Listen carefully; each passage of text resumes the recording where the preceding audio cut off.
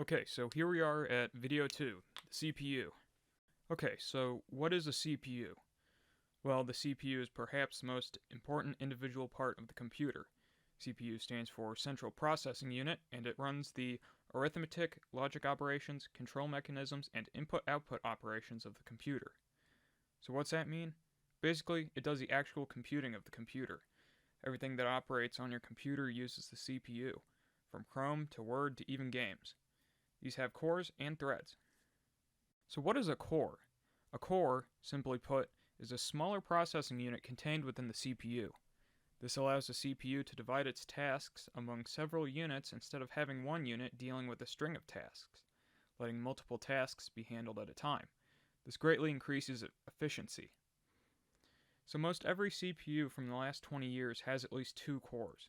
Dual-core processors were only available past 2001, but since then, they've become commonplace. So, while dual-core and quad-core processors are the most common today, CPUs can actually go up to 64 cores. These cores also have a specific ratio with threads that they will always follow. So what's a thread? Threads, simply put, are a type of virtual core. Through internal processes, the CPU can break up and divide processes along threads so cores can operate more efficiently. There are about 2 threads for every core. So dual-core processors will have 4 threads, quad-core processors will have 8, 6 will have 12, and so on. Another characteristic of the CPU is clock speed. Clock speed is measured in gigahertz, GHz, and it is the number of cycles, which is a measure in which transistors open and close to power the computing, the CPU executes a second. 1 gigahertz equals 1 billion cycles per second. Basically, clock speed is a measure of speed for a CPU. So what's a CPU look like? CPUs look like small, flat, gray squares with a green lining across the bottom.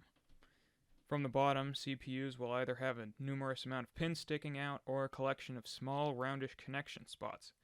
This pin connection layout is known as the socket. And if we look at the image down here, we have an Intel Core i7 and an AMD Ryzen CPU chip. So, the socket. The socket is how the CPU connects to the motherboard of the computer so it can receive these processes. Motherboards only support specific socket types, so this is important to know if you're building a computer. To find out what socket a CPU has, just search CPU name socket on Google. So, what kind of CPUs will you be working with? What kind of CPUs will you be coming across? So, today there are 2 common CPU manufacturers, Intel and AMD. Intel produces the Core i series, the i3, i5, i7, and i9, and the Celeron series. You might see a Core 2 Duo processor in older office computers. AMD currently produces the Ryzen series, which comes in 3, 5, 7, and 9.